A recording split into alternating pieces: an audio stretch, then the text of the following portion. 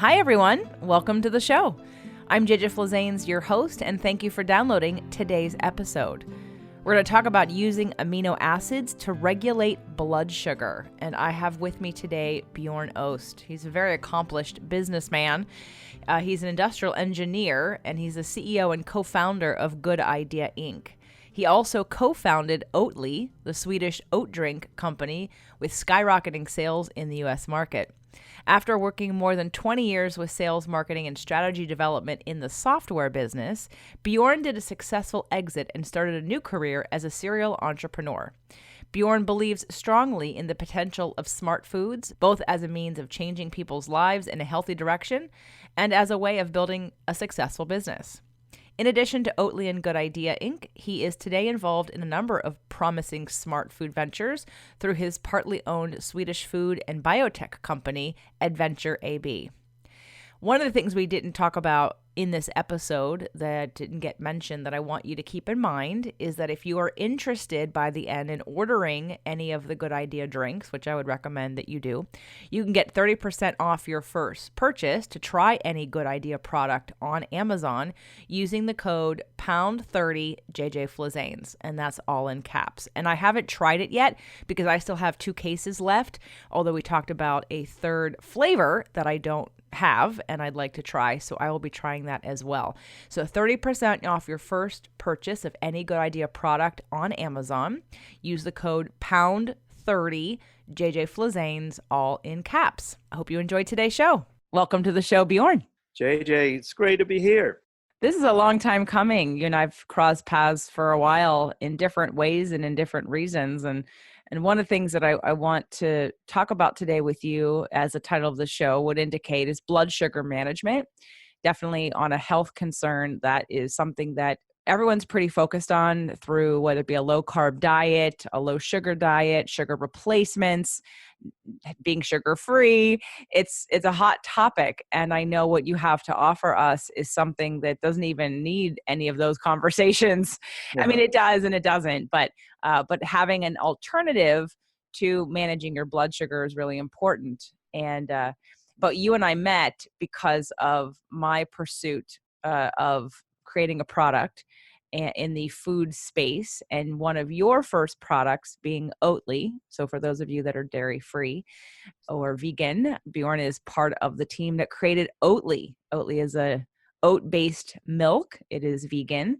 There are several different products in the line, like Barista, like a chocolate, and a Barista thicker one that you can use. And then there's an organic, and then there's a low fat. So it's a great, great product. It's one of my favorite actually milk substitutions making coffee because it's so thick and frothy and delicious. It's delicious. So Thank you. You're welcome. So let's start with how you even got into all of this foodstuffs and being concerned about blood sugar management and dairy-free milks.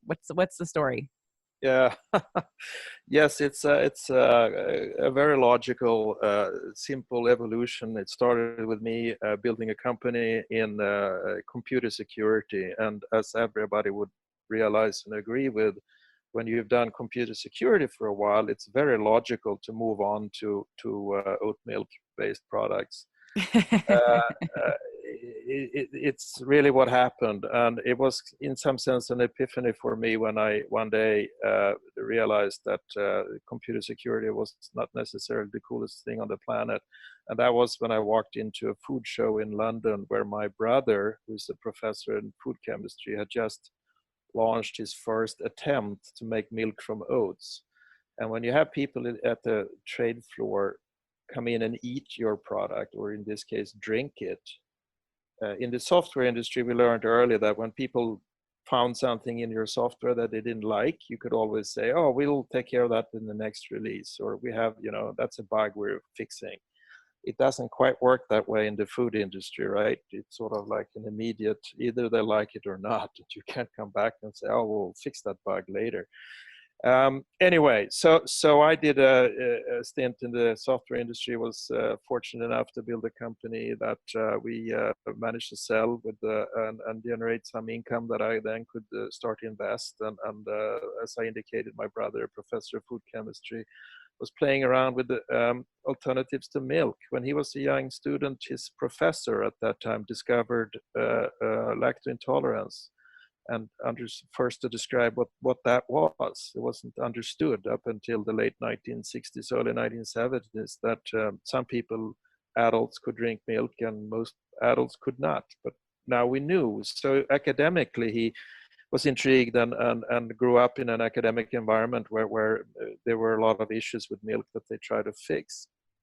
And so in the mid-90s, he actually filed the first patents on making a product from oats. And I, at that point, looking for new ventures, thought this was a really interesting thing. How it's clear that you could help bring health and well-being to a lot of people, and you could bring quality of life to families with, for example, children that had milk protein allergies, and which is a pretty nasty problem for quality of life wise, right? You have to separate your cooking pans, and you can't mix.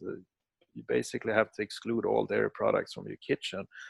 And maybe you have a family of 4 and only one is allergic, right? And it affects the whole household.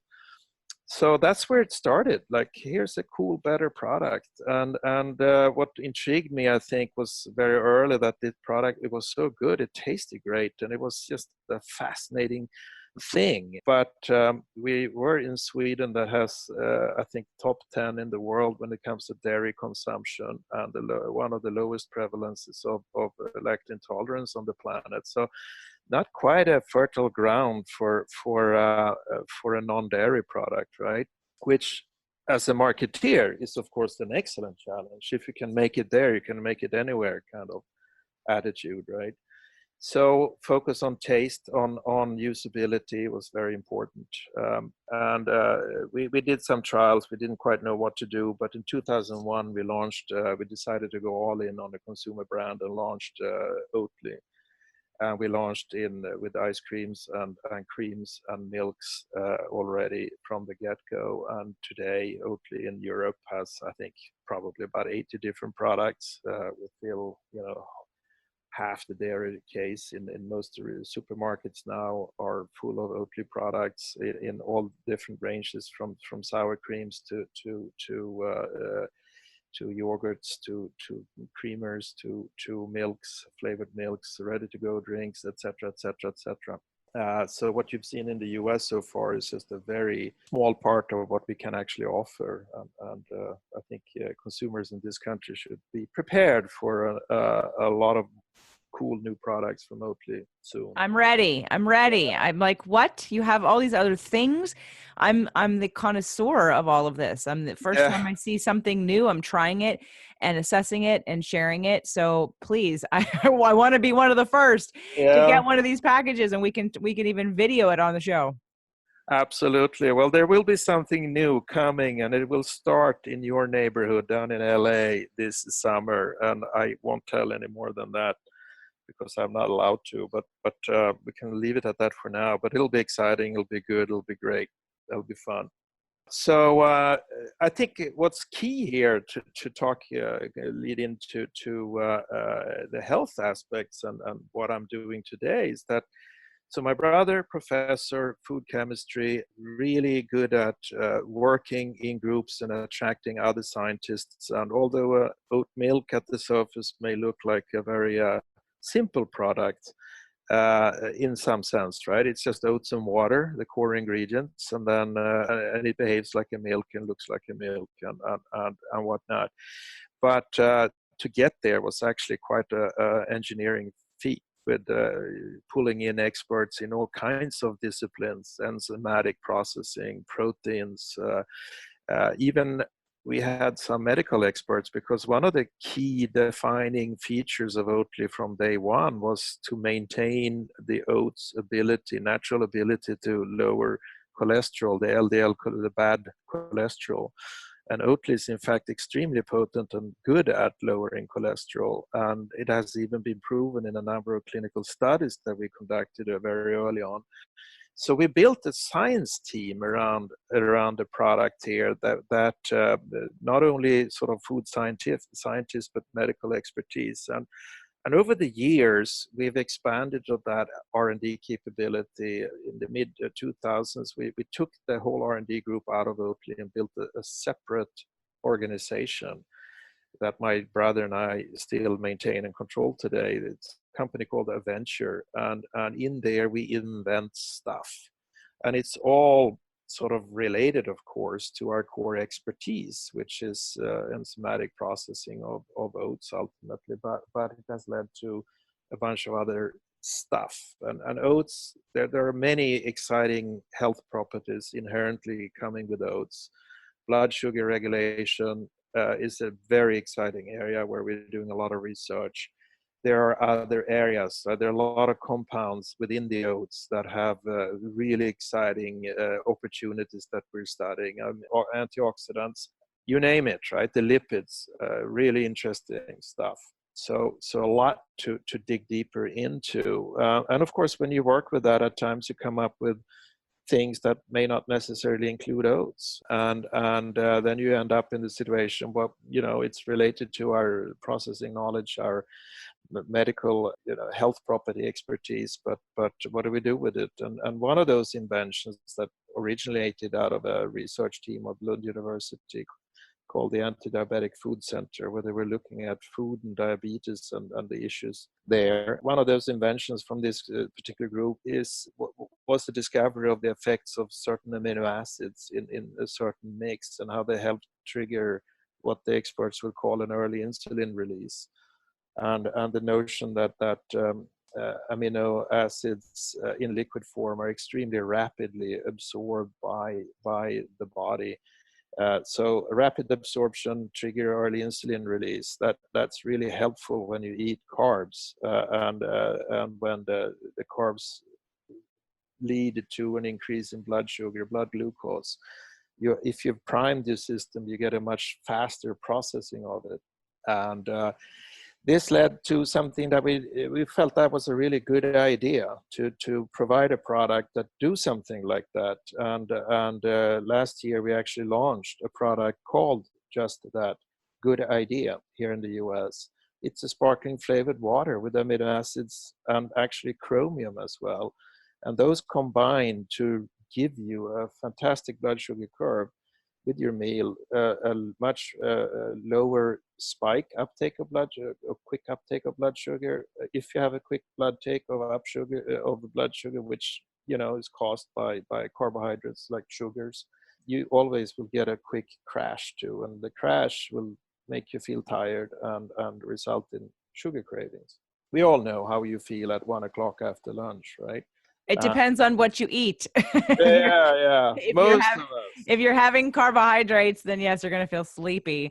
And if you're not, and you're having high fat and high protein, or low protein and high fat, you're probably going to feel full till dinner or beyond. So it's absolutely true. It comes back to what you eat and having a good diet. There are multiple ways of managing your blood sugar, and it's important that we manage our blood sugar, because if you have a poor diet with a quick blood sugar raise uptakes and followed by crashes, if you keep repeating that over and over and over again, the science is very clear that this leads to it'll start wearing out your system, and it leads to inflammations that in turn start knocking out essential functions in your body, such as making the insulin, reducing the insulin effectiveness that leads to diabetes. Obesity is attributed to this, to high blood pressure, etc. All what we call a metabolic syndrome, triggered by these inflammations caused by high blood sugar levels and continued high levels of insulin. So this all resulted in us coming up with a good idea, and decided that it's such a good idea that we need to launch it as a separate product. Everybody should really drink it with all their meals. If you are not diligent enough and eat very healthy, unfortunately, most people don't, and it's really hard. We want to provide I wouldn't say an easy fix, but a segue to help you break your vicious circle of quick races and crashes if you can break that circle, you can actually start wean yourself off your sugar dependency. And that's where we want to be part of the equation and provide that tool to broader masses by providing a sugar-free, unsweetened, lightly flavored water that you can drink with anything you eat. I've had the product. I like the product. I know it comes in 2 flavors. I think it's a mango and a lime. Am I correct in that? We actually have 3 flavors today. We also launched dragon fruit, very popular. And we expect to have even more flavors coming out later in the year. The point is to have a water, and there are many products out there in the market today, sparkling flavored waters, right? What we want to give you is a product that pairs very well with food. And so lemon lime is traditional. When I grew up back in Europe, we always squeezed lime or lemon in the water when we had it with our food.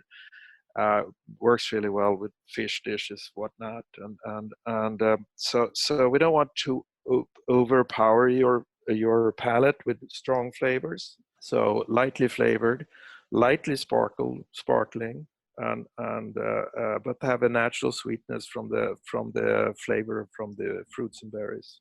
Well, and of course, we're not talking about replacing a regular seltzer water. Yours has chromium and amino acids in it to help with insulin response and blood sugar response. So it's not a even exchange from, let's say, the sparkling water you get at Trader Joe's, or even adding your own fruit to water. The point of the good idea, right, the drink, is that what is also included, like you said, helps absorption of insulin. So it's a health drink to help maintain blood sugar and to regulate blood sugar and to reduce the effects of insulin on your body if you're eating a high sugar, high carb meal. And so I want to go back, though, to how I know you said that you worked on the enzymatic processing with Oatly, and that's how you came upon understanding how to work with the amino acids and what it would do and wanting to make another product. And I know you did a lot of trials with Oatly and the studies with the Heart Association and having proof, if you will, that it can help to lower your LDL cholesterol. Let's talk about good idea. What kind of processing? Did you do some clinical trials or at least some of your own studies? Have you followed anybody? Have you tested? Because what's really fascinating for me is to think about, what would be like numbers? Well, what would be the effect of having a good idea? And we did serve it at the Next Big Step and at Releasing What Weighs You Down with any meal that had, like, let's say, a higher carbohydrate, which weren't that many actually, because I served pretty much keto and paleo meals, but I wanted to offer it for the cookies, the vegan gluten-free cookies at the end, and for the tortilla, the gluten-free corn tortilla that came with the vegan tacos that we did for one of the afternoons. So tell us a little bit about sort of not necessarily the proof, but what can you expect? What can you shoot for? Because I also don't want people to, while it's a product that everyone would benefit from using if they're eating carbohydrates and sugar, I also just like, let's say diet foods, or back in the day when we thought fat-free was a good thing, but people ate more of it, right? So it's not like, okay, this is your excuse to now eat poorly because it's going to help regulate blood sugar. Like, what are your studies or your recommendations on using it and about carbohydrates? Great, thank you. Good question. Yes, so one of our founding philosophies, if you like, is that we will never make claims that we can't substantiate. So with Oatly, we did clinical studies and we published them, and we have other products and companies we've founded where the clinical part of the development is extremely essential. In the case of Good Idea, we've done to date 9 clinical studies. One of the first was published, and now we're doing a meta study where we're combining the research from a number of in-house and external studies too that we expect to publish soon. But we've done 9 to date, and most of them in-house, but we've also done here in North America, we did a fairly large study that we outsourced to what we call a CRO, a third party that'll conduct the study. So we didn't have our fingers in it and couldn't affect it. And in this American study, it was what's called a multi-center study done in 2 different locations, in Florida and in London, Ontario, in Canada, as it were. And it was a double-blind, placebo-controlled, fully randomized study. So this is just to say that the people that are actually administrating the study on the subjects that come in, they don't know which product is what. And it's a placebo-controlled. We give every individual have to eat a very specific meal, and they come in twice. And with that meal, they drink a beverage. They don't know what it is. And ultimately, you compare the results. And what we prove in that is that the average reduction of blood sugar from a given well-defined meal, which is a traditional meal, average meal with protein, fat, and carbohydrates in it, the blood sugar reduction is between 25 and 30%, which is pretty significant. Significant enough to make you avoid the afternoon slump, right, and help you avoid the sugar cravings. And I'd say we've seen, so what you do is you drink the product with your meal, right? And then anytime you eat, really, if you are concerned about being a pre-diabetic, for example, and want to avoid diabetes, you should drink it every day, ideally. If you can't, like you, JJ, suggest, eat a very healthy diet that wouldn't give you any blood sugar spikes anyway.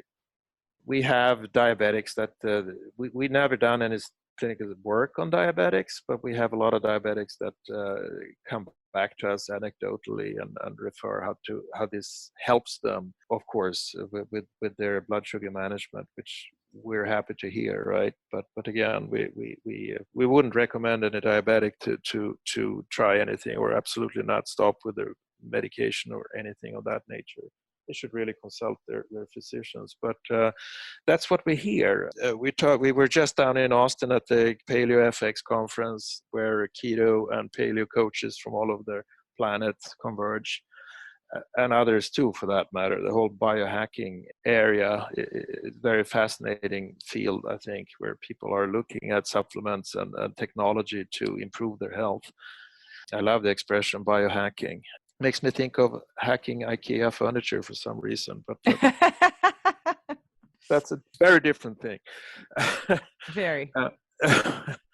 But in essence, take what's there and be smart about it and customize it, adopt it to your personal needs, and use the latest technologies. And in that crowd, we are extremely well received, right? Keto coaches recommend good idea with the keto diet as well as with paleo to really help manage and optimize your blood sugar level at all times. I'm very interested in, I've done keto not for an extended period of time, but for a short period of time. And I did have the testing strips, but I want to move on to the breathalyzer, and I'd love to do a study just to find out what my own carbohydrate sensitivity is, like where's a good range for me. I think that's a good and valuable thing for people to know. And then I think having something like Good Idea as something to have on hand. So of course, well, in the keto and paleo community, though, are focused on reducing carbohydrates just in general. So while it's great to have a supplement, and this really is what this is, I mean, the Good Idea drink is a supplement, so to speak, because you're helping to quickly, like you said, reabsorb insulin, so it's in your bloodstream, and we're managing blood sugar. And insulin is a very damaging, very aging hormone when you have too much of it flowing through your system. So blood sugar management is so critical and has been linked to so many things in terms of health. And it probably is one of the most important things we have to look at, if nothing else, if people aren't. And I haven't done a lot of conversation on this show about blood sugar management directly, because it's come through talking about the gut-brain connection, about paleo diets, about keto diets, things like that. So we haven't really talked about it in depth. So maybe we'll do a whole show just on blood sugar management. But like you said, it is through diet is really like the first way to manage something like that. Because if you're not eating it, you don't need to manage it. But then if you are, because like you said, it is, lots of people would prefer. And even if you are, I mean, I won't do keto 100% forever. And I'm paleo, but from time to time I have a corn tortilla, and from time to time I have You gotta live, right? absolutely. And it's nice to know that there's something in my refrigerator that I can go grab and have with a meal like that, and just make sure that I'm doing the best for my body that I Yeah. can when it comes to blood sugar management. So And I think, doing the best for your body, I think there's a very simple old school truth that everything in moderation is okay. It's okay to go and have candy. It's totally okay to have a sugary ice cream at times, right? Given that live an otherwise healthy diet. It's not that we should ban everything that's good, right? And that people like. It's just moderation and be smart about it. And not necessarily overindulge, right? It was really interesting at the paleo conference in Austin. I was sitting in on one of the panel debates where 5 people representing 5 very different diets. We talk vegan, we talk paleo, keto, and carnivore diet. Interesting to hear the debate between a vegan and a carnivore, right? And I don't remember now. There were 5 people, very knowledgeable, but after 1 hour's debate, pros and cons for everything, one thing stood out that everybody could agree around, and that is that continued high blood sugar levels, that what that means is that will result in a high insulin level. And high insulin levels, you mentioned insulin as a threat and a bad thing, right? I mean, insulin is essential for our survival, so it's a good thing. Ultimately, insulin is a good guy, but we're screwing up with our system, so we make the insulin lose its potency, and that's what triggers the body to produce more of it, and more and more and more and more and more again, and then we end up having very high insulin levels, and that's when that good guy becomes a bad guy and triggers Alzheimer, triggers all kinds of degenerative diseases and problems. So that's the perspective we need to have here. We need to balance our blood sugar in order to avoid the body producing too much insulin, because too much of anything good is bad. Too much ice cream is bad. A little ice cream is really good, and I would never stop eating that, right? right, but I'm going to recommend Oatly ice cream because Yeah. I would prefer that people not be having dairy ice cream. Have the non-dairy ice cream. Yeah, that's a different conversation. I agree with you fully. You have to fly to Europe for that now, though, and that would cause a lot of carbon dioxide emissions, I guess, if you just flew for that reason. But Well, I need to go get some truffle salt in Italy anyway, so just direct me, and I'll make my food trip because can I get good idea over there, because when I go to Italy again, I will be having some carbohydrates. yeah. I'll So send some with you.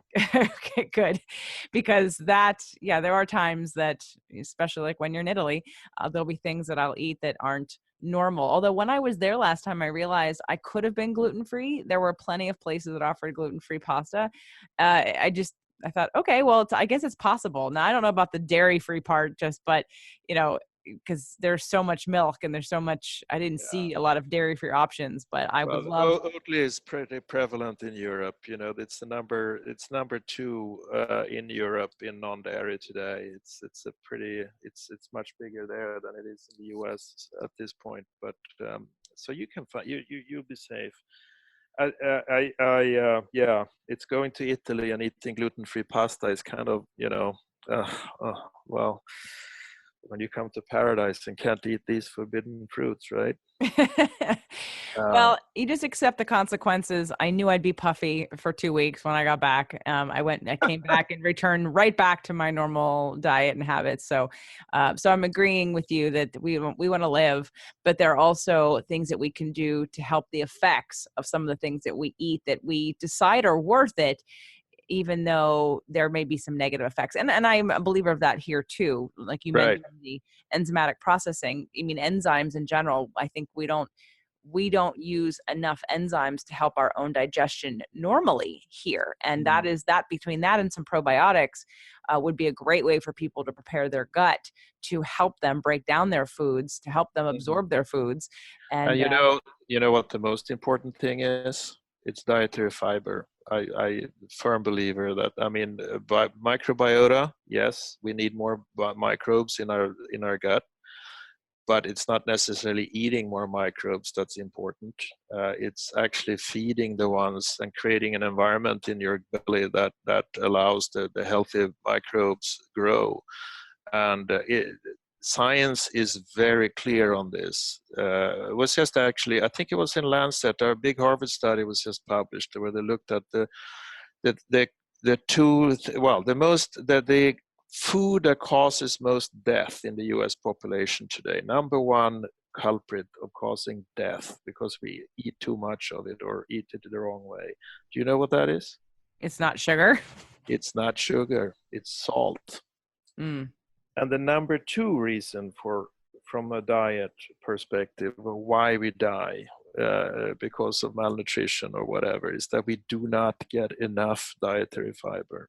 I believe it. So they actually come before sugar. I think that's very interesting. And this is a very large study that looked long-term over a large population. I don't have the details, so I shouldn't reference more than what I just said, but it's really interesting, the conclusion, right? Dietary fiber is essential. And as it happens, sounds like I'm saying this to plug for Oatly, but obviously products like Oatly are full of dietary fibers. And that's part of why they're, I think, gaining in popularity. Okay, well, quit teasing us here in the US. I mean, this podcast is heard all over the world, but so those of you lucky people in Europe who can get all of the Oatly products, yeah, don't rub it in my face. Although they get mad at me. They get mad at me here when I put stuff on Instagram from Costco that they don't have access to. So let's switch back to Good Idea. You have 3 flavors now. I've not had the dragon fruit. Very interested in tasting that. But where can people get it? We are, the easiest way to get it for anyone that listens now is to go to Amazon or our website, goodideadrinks.com. Or, as I said, Amazon. We sell a lot through Amazon. Just Google Good Idea Drinks. Otherwise, we are in 500 supermarkets in the US right now. We actually not launched in Europe, unlike Oatly, where we started in Europe. With Good Idea, we actually started in the US.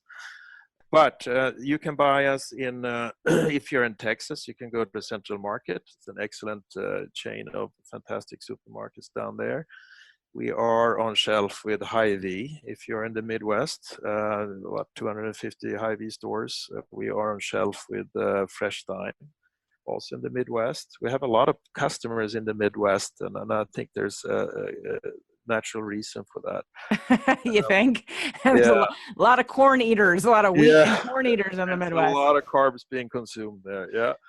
And I think there's also, we did some market studies, people in the Midwest, unlike maybe what people think here in California, but they understand their issues with blood sugar more than anyone else. And I guess they keep hearing it more than most of us from there.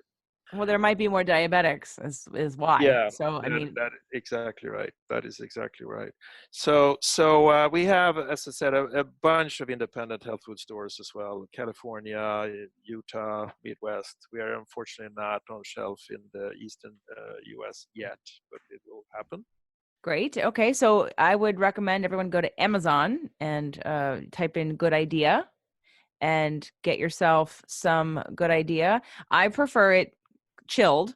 I know you can probably drink it not being chilled, but I like it chilled. And I do like both of the flavors that I've tried so far, and keep a lookout for that, because I definitely think to have some on hand for everybody for when you do have that high starchy carbohydrate meal, you at least know that you're doing something good for your body to protect it from having too much insulin flowing through your system.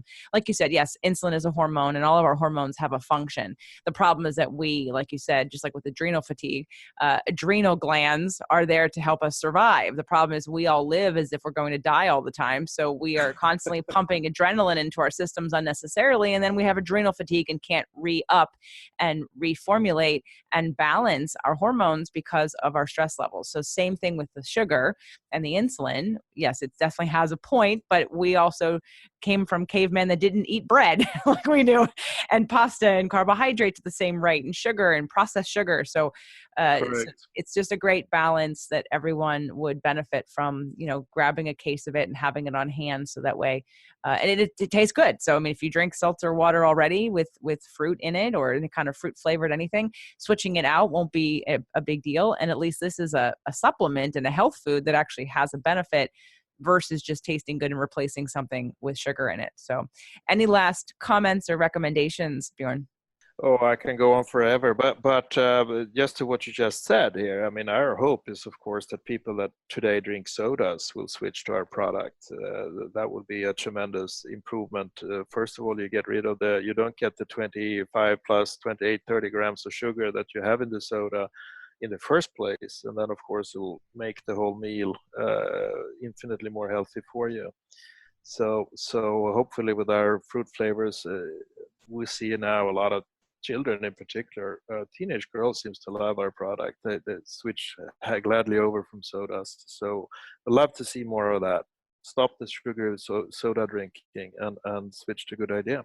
Excellent. Well, I will make sure that your link is not only in the show notes, but I'll say it also at the top of the show again. So you can't buy it directly from your company though, right?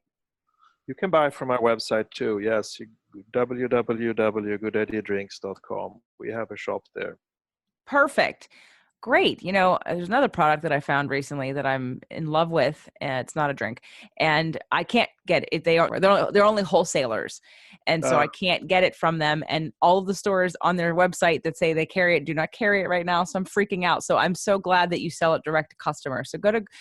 Amazon's great, especially if you're buying other things, but otherwise go to goodideadrinks.com. Again, that's goodideadrinks.com. Bjorn, thank you so much for coming on the show. Thank you so much for introducing me to the product and for creating it and for creating Oatly. You are definitely onto some really awesome, wonderful products that I think most people would really love and would get benefit from trying and consuming on a regular basis. So thank you so much. Thank you, JJ. It's a pleasure to be on the show with you. Thank you so much.